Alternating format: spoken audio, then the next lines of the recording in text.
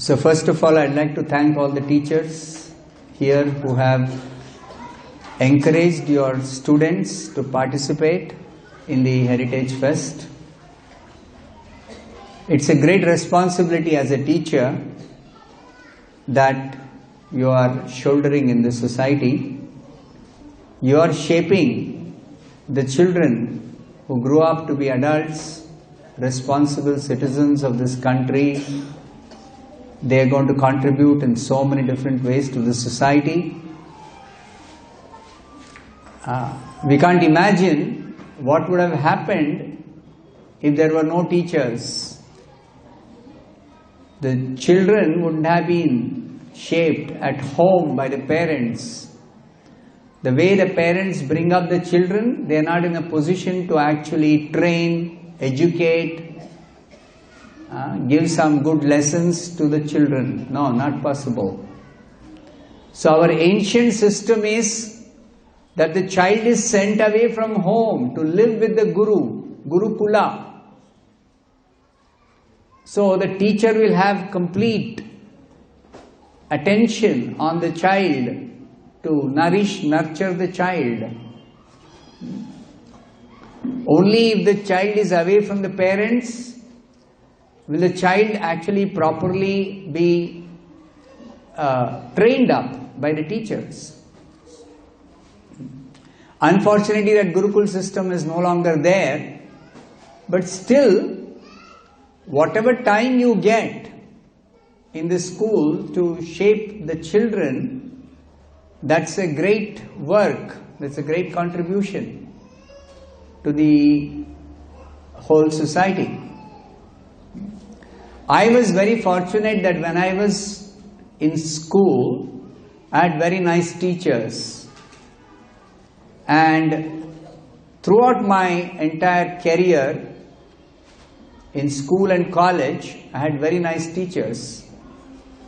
So I am forever grateful to my teachers, because today if I have any good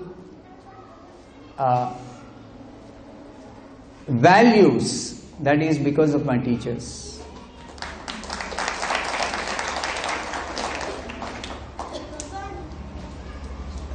But the unfortunate part of today's society is that the values are fast changing. We are losing spiritual values, and without spiritual values there is no real meaningful training or teaching to the children or to the students by the teachers. So our attempt in this Hare Krishna movement or Krishna conscious movement or ISKCON movement is to somehow retain those old values, ancient values, through these heritage festivals to the children. Our scriptures contain these values which are eternally relevant. It is not according to time that these values will change. So we should understand certain values are eternal values even for a changing society. We should remember that we are now in what is called as Kali Yuga. Now previous to this there was Dwapar Yuga. Previous to this Yuga. Previous to that there was Treta Yuga. Previous to that there was Satya Yuga. So Satya Yuga was almost 100% virtue. But some vice was introduced in Treta Yuga. So Treta Yuga people will talk, oh, Satya Yuga was very nice, now our age has become degraded. There is some vice introduced, some lies, some cheating. Not so much, but little has been infused in the society. Some people, they are bad people. So, did these scriptures give different lessons, different values, different morals, different instructions for people in Treta Yuga as compared to Satya Yuga? No. The values don't change. The values remain the same. Because essentially, we are the same people through the different ages. It's not that the people are changing. It is just that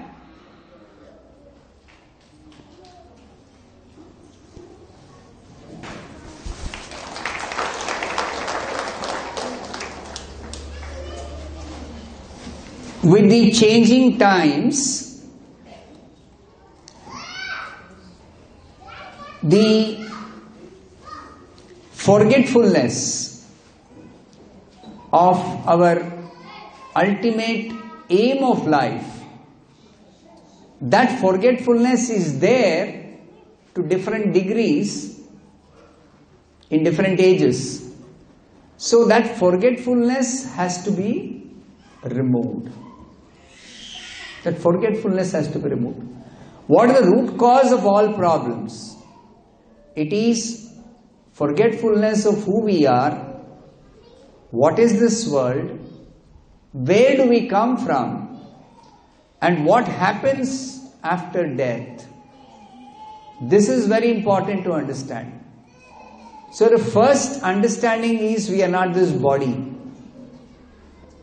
If we are not this body, then we should understand we are something different from the body. We are different from the body means we are soul, spirit soul. So as we are spirit soul, what is going to ultimately make us happy and satisfied is something spiritual, not material. So instead of just material happiness or material satisfaction, if there is spiritual happiness and spiritual satisfaction, that will really make us happy and satisfied. Because everyone in all the ages, at all times, in all circumstances is searching for happiness. So our scriptures are describing the same thing, that we are essentially spiritual by nature.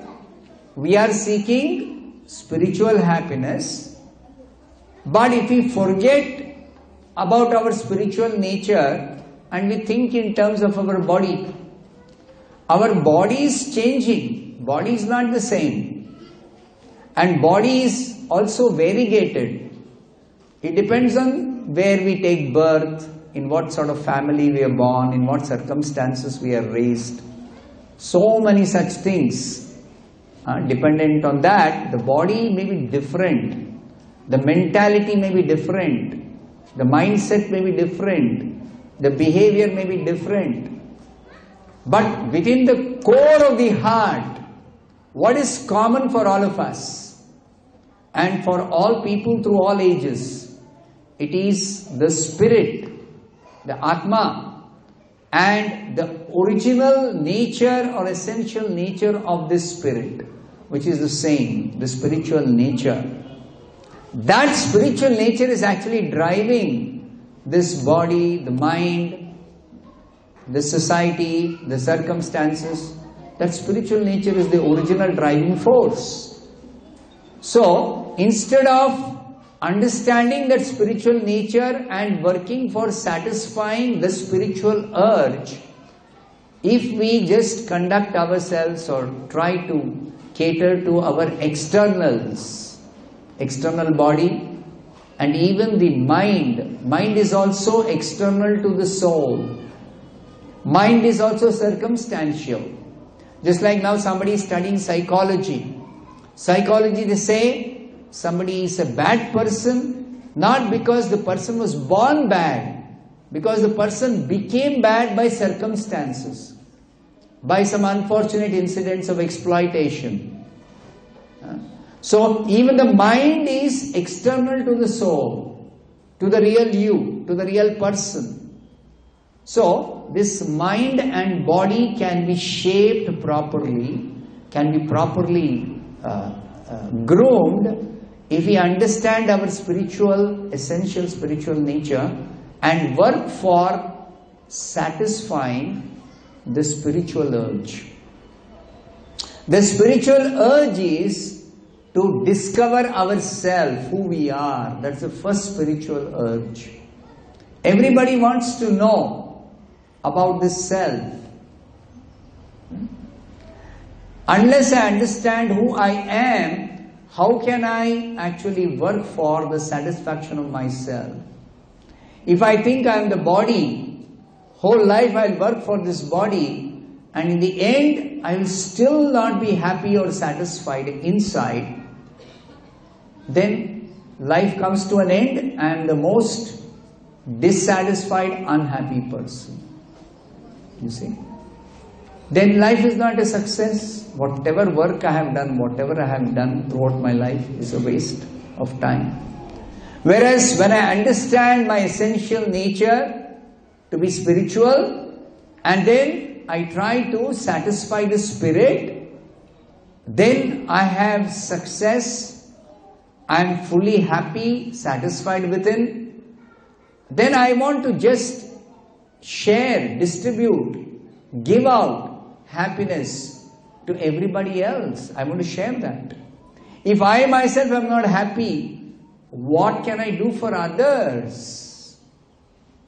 So in our society, what is happening now?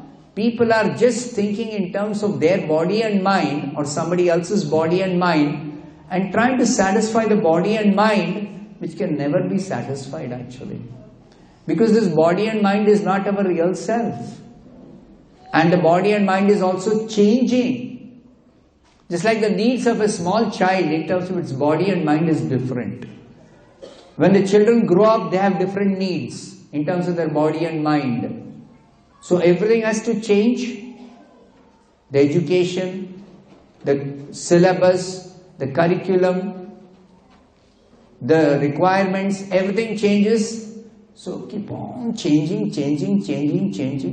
And with time also things change. There's a generation gap, they say. What you learned in your younger days, in your generation, what was taught, the methodology, everything was different. Now there are different methodologies for teaching. The younger children, they are growing up in an age where they have gadgets, especially these electronic gadgets right from childhood. So their attention span is very less. So they won't sit and hear in a class the conventional way of teaching. So many challenges like this, and all your life if you just struggle like this, you're never going to really achieve success in imparting the real education, the real satisfaction won't be there, the real happiness won't be there, neither for you nor for the students you're teaching. You see? So instead of this material body and mind catering to that, of course that also has to be taken care, but that is to be taken care for the purpose of the real you, real soul, real spirit. Neglecting the spirit, simply taking care of the body and mind, is like taking care of the dress, external dress, but not caring for the person inside this dress. Another example is given in the scriptures, just like there's a bird in the cage. If you don't feed the bird, but just keep polishing the cage, washing the cage, shining the cage, then the bird will starve and die. Or it will become very, very weak. Similarly, if you don't nourish the spirit within, but just take care of the body and mind, the spirit will starve. The spirit will starve, will not get the nourishment, it will starve. So that is why in the human society, through all the ages, when the needs of the spirit are not addressed, but just the body and mind is being taken care of, people will always remain dissatisfied, unhappy. There will be something wanting, lacking within, something wanting within. So, we are here to remind everyone in all ages the essential lessons of the scriptures, of the essential values is only one, that we are spirit, we require spiritual food, we require spiritual happiness, we require spiritual satisfaction, and that is not to be had simply by providing for the body and the mind. So that spiritual input is being given through, essentially nowadays, through our heritage festival, to our spiritual culture. And this is the most essential thing that you have to give the children. For somehow to maintain themselves, to earn some livelihood, you have to give something for their body and mind. Some education, some training, some knowledge. But that is just temporary. That is just incidental. The real education, the real training, the real values you have to give is something for their spirit. And that is there in our scriptures. That is there in our scriptures. And these scriptures don't change. Ramayana will never change. Mahabharata will never change. Ramayana was there even before Rama appeared. Don't think Ramayana is after Rama. Or Mahabharata is after the Pandavas and Kauravas. No. These are eternal scriptures. These are eternally there, always there in society. And they don't change. They don't change because we are the same spirit, and the lessons, the instructions for the spirit are the same through all ages, through all times. It doesn't change. So, therefore, you will always see that during your childhood days you would have seen somebody has written some nice story, and that story would have been very popular, or some cinema or some song. But now those cinema, those songs, neither you are watching nor younger people will be interested in even seeing that. It's not got relevance, it is not interesting, it has got no value. Whereas you see Ramayana, our great-grandfather, they heard stories, they learned lessons, values from that. Grandparents learned from the same thing. You have learned from the same thing. Your children will learn from the same thing. Your grandchildren in the future also will learn from the same thing. Nothing changes. So, please understand and realize the importance of the eternal values for a changing society is in our scriptures. And that is what we should at least try to impart to whatever extent we can. What is the teachings of our scriptures? And these scriptures have nothing to do with somebody's religious affiliation either. Sometimes somebody may think, oh, everyone is not having faith in Hinduism, or everyone doesn't have the same belief system. These scriptures have nothing to do with people's belief system. These values have nothing to do with the person's social values, or their state from which they come, or the background from which they come, or the socio-economic status they have. These scriptures are not addressing those kind of issues. As I said, they are addressing the inner spirit, which is the same, irrespective of country, irrespective of religious belief, irrespective of socio-economic status. Just like our founder Acharya Prabhupada, he went all over the world and spoke about these values.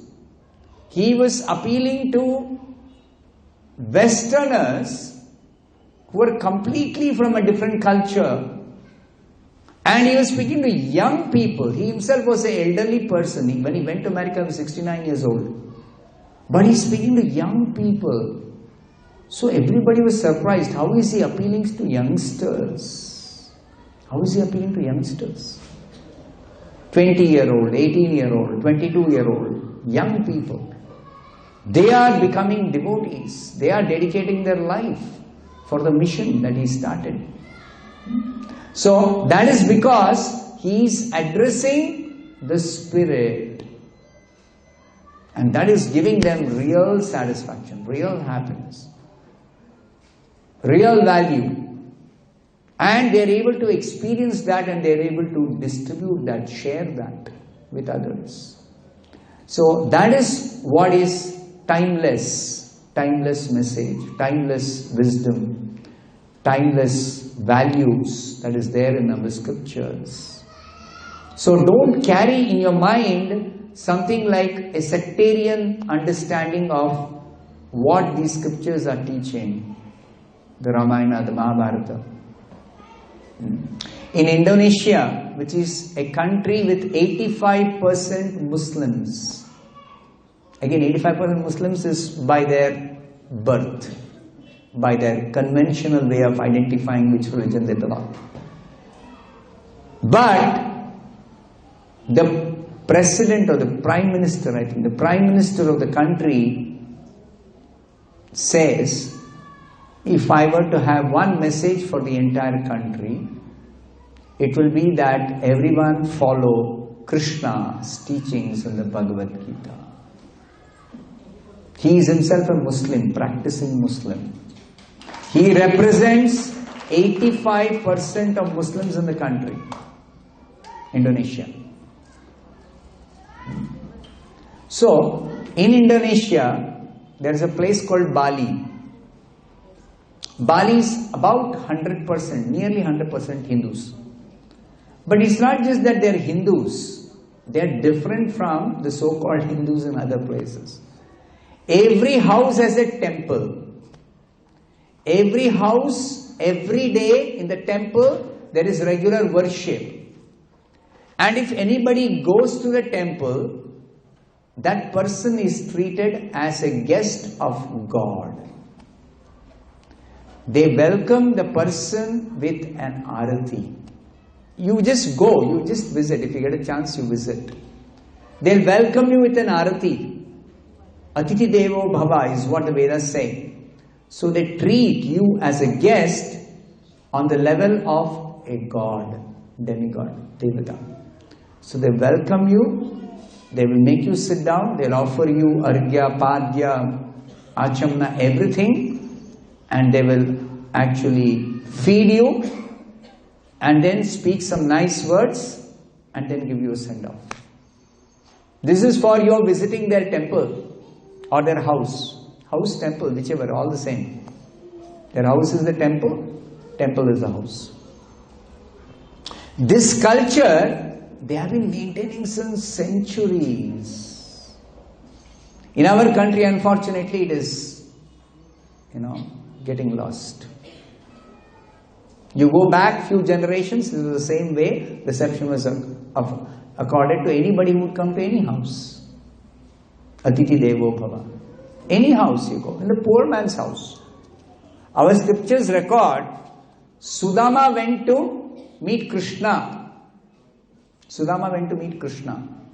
So Sudama was very poor, but he is going to meet his friend, he has to take some gift.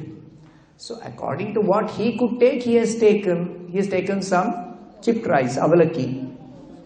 And he has tied it in his uttariya, his upper garment. That's a torn and tattered cloth. But in that he has tied some few handfuls of that. And he has taken that for his friend, Krishna. Krishna received him nicely. And Krishna, according to Krishna's standard, Krishna offered him reception. Now he is very hesitant to give this gift. Krishna is asking me, you have brought some gift for me. He says, no, this is not suitable for you. He says, no. I like to see what it is. So Krishna snatched that bundle, opened it and saw, oh, this is so nice. it is dry, flat rice. It's not even a preparation, proper preparation. Nobody eats dry, flat rice. They'll make something out of it. So he's wondering, how can I offer this? But Krishna is taking and eating it as it is, directly. And Krishna is very pleased. This is our culture. In the Bhagavatam it is said, in the Vedic culture, the poorest of poor man could receive the king of the country, the richest man, to his house. Even if a king goes to a poor man's house, the poor man will welcome him with sweet words. That doesn't require money. Offering sweet words of reception. And then at least he will give him a straw mat to sit on. And then at least he will give him a glass of water to drink. Even if he can't give him any food to eat, at least this much he will give. So, the poorest of poor man can receive the richest of rich persons in the country and offer him a proper reception. Proper reception. In fact, Krishna, he visited one place called Mithila. The king of Mithila was ruling Mithila at the time of Krishna ruling Dwaraka. His name was Bahulashva. He was very rich king of the province. So, he is devotee of Krishna. Krishna decided to visit him. And Krishna also had another devotee in Mithila, a very poor Brahmana, like Sudama. Instead of the poor Brahmana visiting Krishna, Krishna visited that poor Brahmana, Shrutadeva. So Shrutadeva received Krishna, and Krishna actually accepted his reception. He was very happy to be his guest. Bahulashva, the king, very rich, he received according to his standard Krishna. Krishna accepted that also. What is taught there is that reception is not dependent on the person's status, economic status. No. It is based on the heart. With a good heart, whatever you offer is very pleasing. Is very pleasing. So that is the value. That is the culture. That is even now intact in Bali, if you go there. So, my point is, it has nothing to do. See, the Muslim country, how come these people have not got converted? Only this Bali province, whole of Indonesia, only this Bali province. Time up. Okay. Only Bali province is intact because this culture is a very ancient culture and they have taken care to preserve it. So it is intact. Nothing is changed in that place. Every taxi driver, every corner of the street there will be one Garuda temple. And the taxi driver in the morning, he begins. First he will offer some incense, some flowers and some fruits to the Garuda deity in the corner of the street where he begins. He'll offer worship and begin his day to Garuda. Indonesian Airlines, what is the symbol? Garuda. It's a Muslim country. Garuda is a symbol. The Indonesian ambassador to United States, he actually gifted one deity of Saraswati to the US president when he went to meet US president. You see? So this is culture of Indonesia. Indonesian original culture is our Vedic culture only. In fact, Vedic culture was there everywhere in the world 5,000 years back. Everywhere in the world there was Vedic culture only. There is no other culture. So, the point is, this culture is not dependent on people's belief or social status, no. It is independent of all that. So that culture, that tradition, those values are there in our scriptures. And they are timeless. They are equally applicable for all people at all times, in all circumstances. So my request to all of you is, please impart this particular spiritual knowledge, culture, values to the children. And that will make you also satisfied and happy, and actually give them also something meaningful for their life in future. Hare Krishna.